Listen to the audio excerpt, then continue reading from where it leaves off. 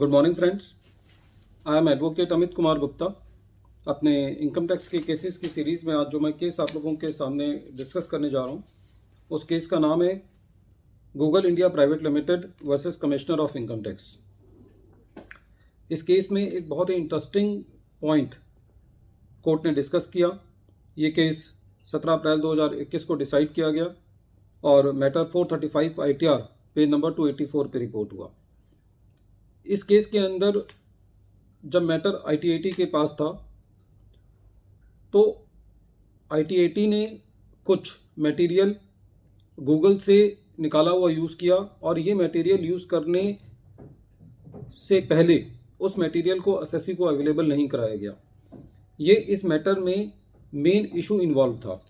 SSC का ये कहना था कि यदि ट्रिब्यूनल कोई भी मटेरियल हमारे अगेंस्ट यूज़ करती है तो ये ज़रूरी है कि ट्रिब्यूनल उस मटेरियल को एसएससी को प्रोवाइड कराए ताकि एसएससी जो है वो उस पर अपना पॉइंट रख सके।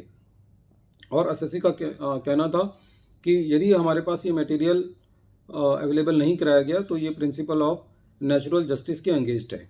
डिपार्टमेंट का कहना ये था कि कोई मटेरियल यदि ITAT ने गूगल से निकाल करके यूज़ भी किया है तो ये मटेरियल जो है वो जिस तरीके से ITAT के पास अवेलेबल था इसी तरीके से हर किसी के पास अवेलेबल है और एसएससी भी इसको गूगल से निकाल सकता था। ये डिपार्टमेंट का कहना था। लेकिन इस मुद्दे पर कर्नाटका हाई कोर्ट का ये कहना था कि ITAT ने कौन सा मटेरियल जो है वो एसएससी के अगेंस्ट यूज़ किया है ये कैसे पता चलेगा, क्योंकि गूगल के ऊपर तो बहुत सारा मटेरियल अवेलेबल है। कौन सा मटेरियल डिपार्टमेंट ने यूज़ किया है ये ITAT की जिम्मेवारी थी कि वो उस मटेरियल को एसएससी को अवेलेबल कराते ताकि एसएससी जो है अपना व्यू पॉइंट जो है वो उस पर रख सकता। इस केस में एक और बात थी कि ITAT ने कुछ अपने अर्लियर ऑर्डर्स पास किए थे और ITAT ने उन ऑर्डर्स को बिल्कुल word to word cut copy paste करके अपने जो नई बैच ऑफ ऑर्डर्स थे उनके अंदर यूज़ किया था। तो एसएससी का ये कहना था कि there is no application of mind by the honorable ITAT and there is a classic example of cut copy paste of the previous orders and the language of the order is same word to word. So what the SSC was praying in these cases before the honorable Karnataka High Court that these cases should be remanded back for the fresh discussion and the material should be made available to the SSC. तो इस case में जब ये matter Karnataka high court के पास गया तो Karnataka high court ने ये देखा, कंपैरिजन किया ऑर्डर्स का और ये पाया कि दोनों ऑर्डर्स के अंदर, दोनों सेट ऑफ ऑर्डर्स के अंदर लैंग्वेज करीबन बिल्कुल सेम है। ये जो पिछले ऑर्डर्स थे उनको कट कॉपी और पेस्ट किया गया है, बिल्कुल word to word order same है। और इस केस में जब पूरा रिकॉर्ड्स कंगाला गया तो ये देखा कि जो भी मटेरियल ITAT ने गूगल से निकाल करके यूज़ किया है वो एसएससी को प्रोवाइड नहीं किया गया था। तो इसीलिए कर्नाटका हाई कोर्ट ने जो पुराने ऑर्डर्स थे क्योंकि वो भी रिमांड बैक किए गए थे तो यही एसएससी का कहना था कि इस पूरे सेट ऑफ ऑर्डर्स को रिमांड बैक किया जाना चाहिए ताकि एसएससी को पूरी सुनवाई का मौका दिया जाए।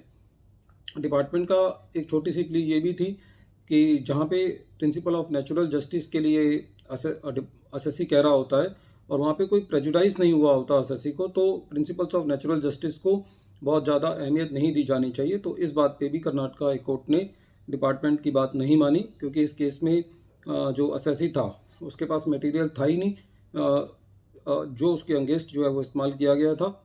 इसलिए कर्नाटका हाई कोर्ट ने इसको ठीक समझा और ये मैटर जो है वो पूरा रिवर्ट बैक कर दिया गया। Friends, principles of natural justice एक बहुत इम्पॉर्टेंट कंसेप्ट है। इस कंसेप्ट के मुताबिक एसएससी को अपनी पूरी सुनवाई का मौका दिया जाना चाहिए। कोई भी क्रॉस एग्जामिनेशन यदि नहीं हुई है तो वो उसको दिया जाना चाहिए।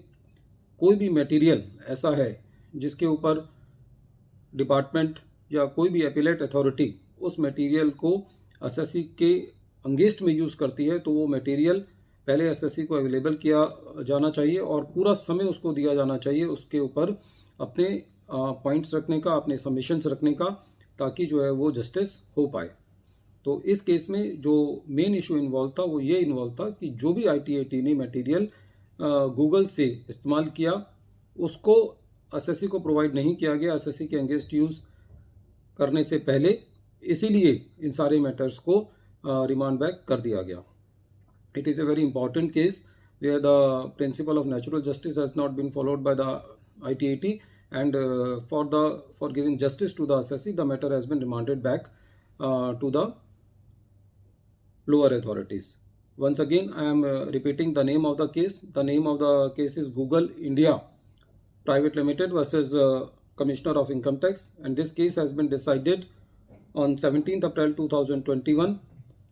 The matter has been reported in 435 ITR at page number 284. Thank you, friends.